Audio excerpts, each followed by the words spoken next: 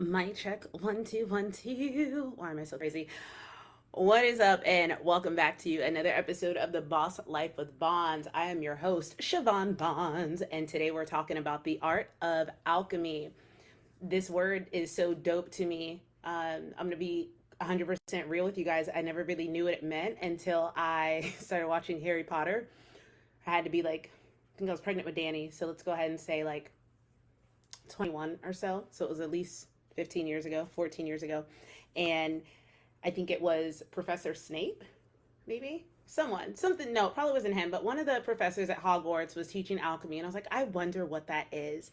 And so before we get into the spiritual, emotional art of alchemy, which is what I'm going to be talking about today, I want to tell you the real definition or the original definition of alchemy, which is it says it is the medieval forerunner of chemistry. And it's essentially the transformation of matter, right? Base metals into gold. And so when it comes to spiritual or emotional alchemy, I like to think of it as basically taking shit and turning it into gold, the shit of life that it gives you, the transformation of matter. Because as we know, and if you don't know, you know now, energy can't be created, right? Or destroyed, only changed into another form. So for those of you that need a refresher with science, yeah, we don't get to create it. We just get to transmute it or alchemize it. So if you're here with me live today on either Facebook or Instagram, do me a favor and drop a hashtag I'm here. If you're watching the replay, drop a hashtag replay. And the reason for this is because, again, energy can't be created. I can't create my own energy, but I get energy from knowing that you guys are here, that you're getting value from this. And it really gives me direction in which way to take these episodes. So I know what kind of people are listening. And it's an easy way for spirit, God, universe to communicate messages to you that you may not be seeing in your personal lives on your own. And I'm going to go down a little rabbit hole real quick and explain to you what I mean by that exactly. So oftentimes in your 3D physical world, most of us, a lot of us are so busy being in the 3D world, being, what we can see, tangible things, that we pay little to no attention to things that go unseen. Whether you are, whether you are a spiritual person, religious or not, and you understand that there is a spiritual realm, or whether you are someone that truly understands science and understands radio waves, you can't see those, but you know that they're real, right? I think it's very important to realize that there's a lot of things going on that sometimes we're so stuck in our 3D world that we're not able to see the unseen. And I think it is so beautiful. I'm always mind blown. I'm always humbled, and I'm always reminded of just how we are not alone and how real the supernatural is. And here's why. There'll be lessons in my life that I'm not learning, either because I'm turning a blind eye to it on purpose because it's too painful to touch, or because I'm simply too busy in the hustle and bustle, or I'm not connected to a community where that divine wisdom would have been inserted in me via a coach, a pastor, things like that. So if you are someone that goes to church and you have fallen into a cycle of not going to church, and that's where your soul gets fed, regardless of my relationship with Christianity, I need you to make sure that you are there and that you're getting fed, because you'll miss out on divine messages, especially if you're someone that's so busy. If you are someone that is a part of any type of community. Like I've mentioned before, I'm involved in female founders. I'm involved in CEO School, which is, again, another female founder community. And I may not be in those communities consistently every single day, but when I drop in, I always get the divine, it's always like, wow, that was right on time, or wow, that was for me. And that's what we miss out on, or that's what's available to us when we're in community. However, there are times where I'm not in those spaces to receive those downloads. There are times where I'm so stressed out that I'm forgetting the spiritual component of my humanness, right? My mind, body, and soul. I'm forgetting the spiritual component to my existence, and I'm trying to fix everything in the 3D. And it's so cool when I get in those places, because I will start watching Once Upon a Time, or whatever the heck it is I'm watching, right? Unbreakable Kimmy Schmidt, Once Upon a Time, The Good Place, and a couple other shows. I will rewatch these shows, mainly they have really good morals behind them, or they have a pro-female agenda. Either way, I will watch them no matter how many times I've seen these episodes and get something new or something that is like, I'll perk up and be like, okay, God, I hear you. Amazing that you knew I would hear this episode today, right now, when I'm going through the thing that I'm going through. And so I just think it's so dope how we get to receive these messages and receive these downloads a variety of ways. And it's always a reminder not to be so stuck in the physical and in the scene. One of my favorite verses in the Bible, I don't remember where it was from, but it was like, set your sights on what is unseen, because what is seen is temporal, but what is unseen is eternal. And long before I went down the woo-woo rabbit hole, and long before, I decided that church wasn't the way that God and I were going to do my soul's purpose in this world, I was like, that is so deep. And I think that someone needs to hear that today. You're so focused on the external season of suffering. You're so focused on the momentary trials that you forget that there are things going on behind the scenes. There's alchemy happening on your behalf.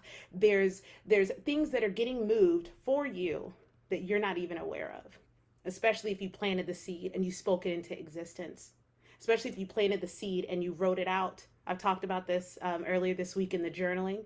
I've talked about it with the affirmations. When you're speaking words, when you're setting your sights on what is unseen, you're literally sowing seeds into your future. And the easiest way to make those things manifest is to go back and visit that visualization, that idea, that compelling vision of your future, because it's going to elicit that strong emotion that, when coupled, is what gets you to be in alignment on that path. So I got a little sidetracked. I told y'all I was going to go down a rabbit hole on how how cool it is to realize that you're not just a body, you're not just a human, and everything that you see around you, this isn't it. There's so many more levels. So anywho, let's get back to alchemy, which is the transformation of matter.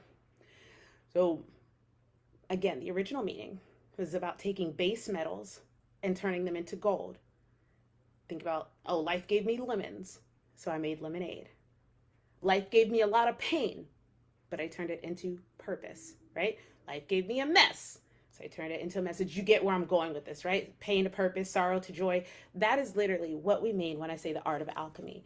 And it's so important. I'm going to give you 3 reasons today why it's so important. And then hopefully by the end of this, you'll understand the necessity for self-healing and not just sitting in your shit or just avoiding it, because time does not heal. Okay, time just gives you more memories and more experiences to suppress those older memories, right? Because your brain can only store so many things. And so a lot of us are living our adulthood life as the wounded child. A lot of us are living our adulthood life as the abandoned child, the rejected child. I know that I've spent a lot of my adult life in the rejected child energy, the rejected friend, the rejected, all of those things. And when I started to do the inner work, and I don't just mean religion, because I didn't start inner work until I left church, because I realized there was more than just following a set of rules and serving and being a good person and hoping that I made it to heaven.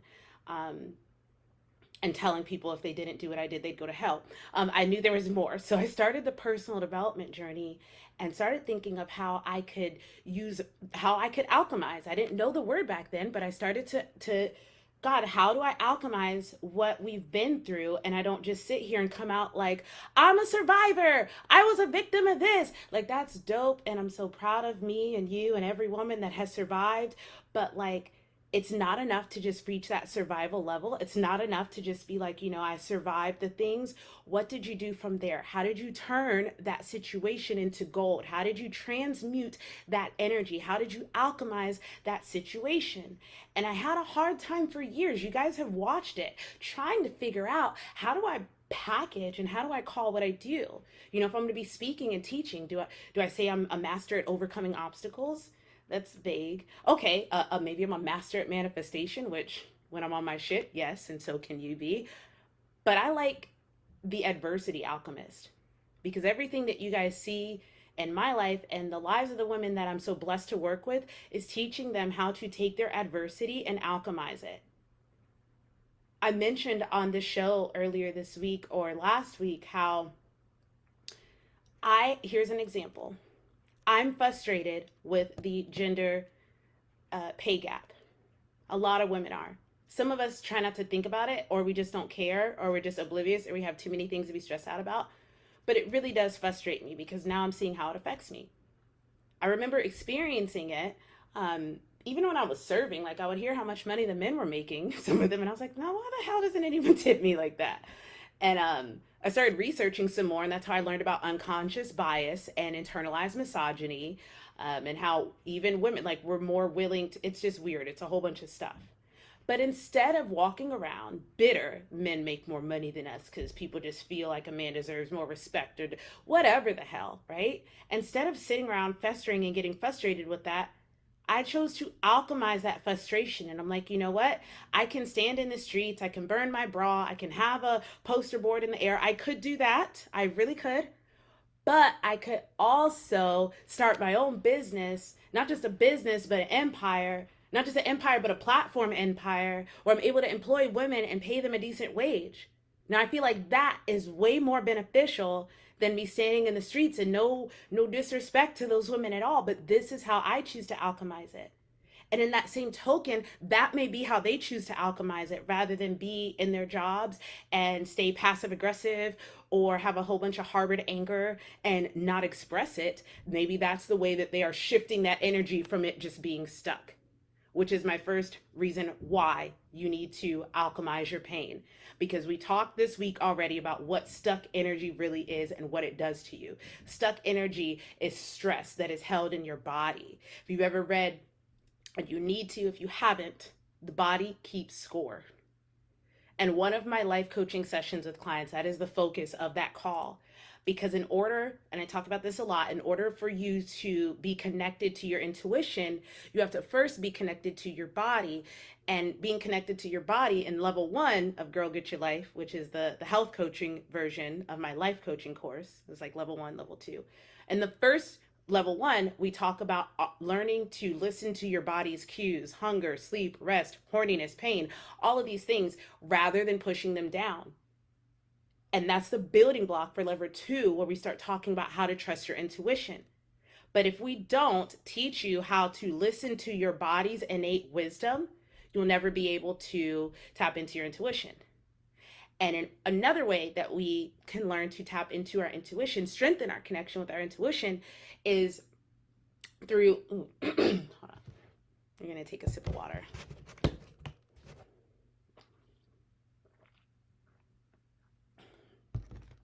Is through intentional connection. Think of it like mind to muscle connection in the gym. Oh, here's a good reference or analogy. So if you're listening to this and you're driving, this is not for you. But if you're listening to this and you can sit down, I want you to put your hand on the outside of your shoulder. Kind of like, here's the end of your shoulder. Put your hand right below, right underneath that knuckle, that ball socket joint. And I want you to, with a bent elbow, slowly raise your shoulder up to parallel and then put it down. This is what we call a lateral raise. And this is what you do to target your shoulder muscles. A lot of people when they're exercising, just like, they don't have any mind to muscle connection. And that's why they've been working out for years and you can't see their body change, because they think they're doing lateral raises when instead they're doing, like, I don't know, a butterfly swing. And so mind to muscle connection teaches you to connect. Hey, body, I want you to grow this muscle. So a lot of times when I'm teaching people how to work out and how to create mind and muscle connection, I'm like, just touch the body part. I'll be in the gym touching my butt when I'm doing something to make sure my right glute's firing. I know what you're thinking, Bonnie. What the hell does this have to do with alchemy? How did we get to personal training and fitness? Well, this is why I do both and I don't separate them, because this is all the same, right? But number 2, in the same way that you can bring intentional focus to a certain muscle group to get it to do what you want it to do, that same principle can be applied to something we call woundology, or going into a meditative state. I'll usually guide the client in a guided meditation, and we'll start pulling up memories from their past, and I'll start saying certain words or certain key triggers, right? This is how we're talking to your subconscious, right? And I'll be saying certain things that will trigger certain memories from their past. And I'm like, where did you feel that? Where was the first initial involuntary response in your body? you guys may think, oh, that was just a twitch. But as I said earlier this week in the podcast, your nervous twitches are nervous, right? It's a part of your nervous system. Your nervous system, which is connected to what? Your brain. And so if you're in a meditative state and your conscious mind is now relaxed and your subconscious mind is now elevated, and I'm speaking to your subconscious mind while you're in this meditative state, and I say certain things like your childhood this or blah, blah, blah, blah, blah, and you notice your body respond in a certain way, that's a key. That's an indicator that that's a place where you have stuck energy from your trauma or from your childhood. Going through practices like this are what helps strengthen your intuition and help strengthen your connection with your body. And this is why when women come to me and they're just like, I just want to lose weight, I'm like, can we work on you learning to connect to and know yourself? Because that's going to make this process so much more enjoyable, so much smoother, and so much more impactful. But we try to fly through that. Like I said in the beginning, we try to treat it like, oh, as time passes, things will get better. It doesn't. Time doesn't heal. You get to intentionally heal. And so the first reason why you need to focus on alchemizing the pain in your life is because stuck energy, it's stuck in your body, right? And that stuck energy, whether it's, I'll give you an example before I move on, but what I mean by we hold and harbor pain in parts of our body, when I did that exercise with one of my clients and we were done, I said, where did you feel the pain or the tenseness in your body? She said, my shoulders. And I was like, well, that makes sense. A lot of us harbor stress in our shoulders. And when we're at work or when we're mad, that's what we do. But she goes, no, it's deeper than that. When my father used to get mad, he would press his arms into my shoulders. And so I remember that from my childhood. That's what I mean by having stuck energy in parts of your body. For those of you that think woo-woo bullshit is bullshit, again, that's why I laid the foundation in the beginning of this, to explain to you that connection between your body and your soul, and don't sell yourself short by acting like you're just a sack of bones that gets to wake up and die. Like, you're a soul, and there's so many layers to this. So, stuck energy in the body. Remember, your internal world is just a manifestation of your external world. So if you were someone that has simply suppressed memories, suppressed pain, tried to work out and suppress it, tried to eat through and suppress it, tried to sleep through it and suppress, whatever you tried to do rather than alchemize your pain, the stagnancy or that stored energy that is stuck in your body, your external world is also going to look stagnant and stuck. So when people are talking about, I feel stuck in my job, I feel stuck in my relationship, I feel stuck in this, and we only try to fix external factors like, I'm going to do this, I'm going to do that, I'm going to do this, I'm going to do that, and do that. Remember the be, do, have model? You get to be, right? You get to be the kind of person that does the inner work, that looks within, and then you can do, and then you'll have the outcome that you want. But most of us don't do that. We try to skip steps, right? You will remain stuck as long as you try to skip steps. You'll feel like there's a lack of fulfillment in your life because you have this stuck energy that results in a stuck, stagnant life, that results in a lack of confidence because you can't figure out, why the fuck can't I change what's going on in my life? Why am I in this cycle? Why won't things change? It's because of stuck energy and you not allowing yourself the space, the grace, and the place to release it. I had to snap for myself because I don't know where that phrase came from. All right, so that's reason number one why we want to alchemize our pain. Reason number two, lessons learned unlock new levels. The lessons that you learned unlock new levels. I was on a Zoom yesterday with one of the amazing men at A Million Cups here. It's an entrepreneur circle, nationwide entrepreneur circle that helps you craft your pitch so that you can invest and so that you can just get mentoring. And we were on a call yesterday and we were talking about, he mentioned a stat to me. I think it was like 80% of people, that graduate. I don't remember if he said high school or college, but 80%, I think it was college, 80% of people that get their undergrad never read another book again, like a real book that's going to challenge them or make them grow, not personal growth or an area of study. Most people don't read again after they graduate. And I can't help but think of how many people who it is almost painful to be around, because when we go to talk, the things that come out of their mouth are the only substance that comes out is the same stuff they've been talking about for years. or they're still stuck in a chapter of their life, whether it was high school, middle school, whether it was their wife that left them, whatever it is, they're still stuck there. And it is legit painful to hear them just continue to relive it. And I'm like, okay, well, what are we going to do about it? Or, okay, well, what's next? And they never get to that point. Why? Because of number one, they had stuck energy. They remained stagnant. They remain stagnant. Their life doesn't feel fulfilled. Their lack of fulfillment leads to lack of confidence. And we need confidence in order to grow. So point number two, which is that lessons learned unlock new levels. Again, if you want to be able to get to the next level of your life, right? If you want to see the person that you're truly meant to become, then you have to learn these lessons that life is presenting you with. And as I mentioned in the beginning, if you're not plugged into communities where you can receive this wisdom from people, if you're not plugged into maybe having a mentor, or this is for people that want to do more in their life. If you're listening to this and you're just like, I'm perfectly fine, I don't want to change, cool, that's great. I'm not talking to you. But for the people that are actually like, yeah, I do want to overcome obstacles. I do want to become a master at manifesting. I do want to become an adversity alchemist. Like, I don't want stuck energy. I don't want a stagnant life. I want to feel fulfilled. I want confidence. Boo-boo, you have to do the inner work. Boo-boo, you have to take that step to do something with that stuck energy and not just let it sit there and manifest as weight gain, or manifest as depression, or manifest as any of these other undesirable outcomes that so many people struggle with, and struggle even harder to figure out a way to get out of it. You'll never be able to unlock the next level of your life if you don't learn the lesson of that level. If you like video games, think of it like that. There's no way you get to the next level until you do everything that's supposed to be done on this level. Oh, you didn't? Okay, try again. Oh, you didn't? Okay, try again. Oh, you still didn't jump high enough? Oh, you failed. Okay, try again. And that's how life is. There's some things that you don't get to skip.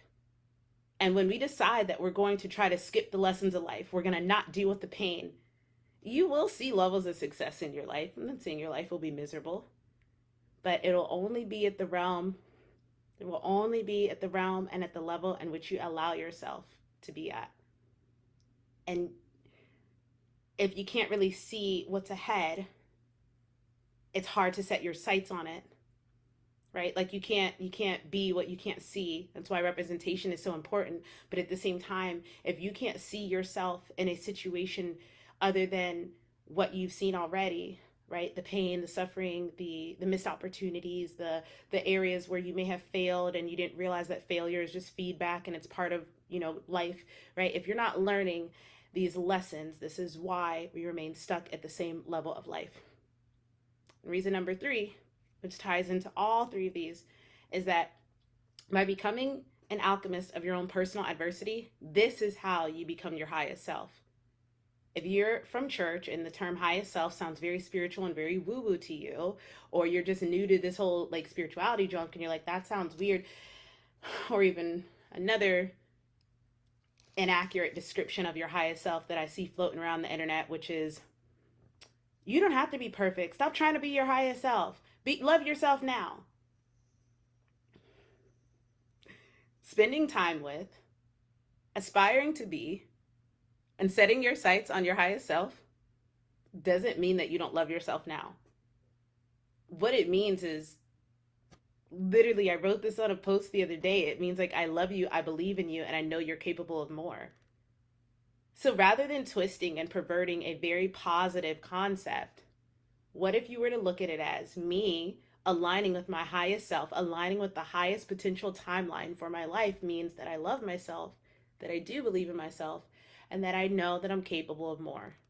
Your highest self is not perfection. Your highest self doesn't necessarily have to be an actual goddess ascending from the clouds. Like, guys, this is figure of speech. I want you guys to be able to visualize you as a goddess so that you can start aligning with a higher version of yourself. But in no means do I mean to imply that you have to have a level of perfection to be your highest self. By doing these things, by taking your pain and turning it into a purpose, by taking your adversity and turning it into alchemizing it, right? By learning these lessons and not allowing yourself to get stuck in your emotions, this expands your capacity for more. Again, the new level unlock thing, you get to go to the next level. When you learn these lessons, when you deal with your shit, guess what? A whole new world opens up for you. because a lot of us are asking for, and now I'm going to go back to manifestation. A lot of us are asking for a lot of things from God, from the universe. We're trying to manifest this. We want a relationship. We want a better job. We want more money. We want all these things. But it's like, remember, be, do, have. If I never coached again, I would just take, and someone's like, Bonnie, how do you change your life? How do you, be, do, have. You have to be the person that is able to attain and maintain the thing that you want to have. So you get to be her now. You get to do the things that she would do now, and then you'll have it. And you can apply that to anything, okay? Money. I want more money. Okay, well, you get to be the woman who has more money. How does that? How does she behave? Is she frivolous with her money, or she invests wisely? Is she generous with her money? Think, sit down, make a list of what that version of you would be like, and think of how you can start to embody that now. Do the things that she would do. Does she save? Does she look at her checking account? Does she budget well? You get to do that now and not wait until the money just comes pouring in. And then as you're being and as you're doing, you'll look up and one day you'll have. Skirt. Relationships. You want a loving, healthy, trusting, healthy. I said healthy already. Balanced. What else I have on here? Abundant, unconditional, romantic, and exhilarating. Yes, I have these things on my thingy. That was something I was manifesting last year. It worked. So you want these things, you got to be the kind of woman that can have that kind of relationship, right? Is that woman that is in an exhilarating and romantic relationship, is she bitter? Is she entitled? Is she grouchy? Is she jaded? Probably not, right? Because in the same way that you want a man that has all of your desirable traits, well, that guy probably wants a female of, same thing. So that's why you get to do the inner work, so you can be her. And then you can start doing the things that a confident woman who is magnetic and sensual and draws in the type of man that she wants, then you start doing those things and you have it. So be, do, have. Okay? I hope that you guys got some value from today's episode. I really enjoy teaching on this. I didn't go too deep into what alchemy is, because that's what we're going to go into during the self-healing series this summer. And if you have no idea what I'm talking about, go visit my Instagram feed. It's pinned to the top of the page, Self-Healing Summer, right? Instead of Hot Girl Summer, Self-Healing Summer.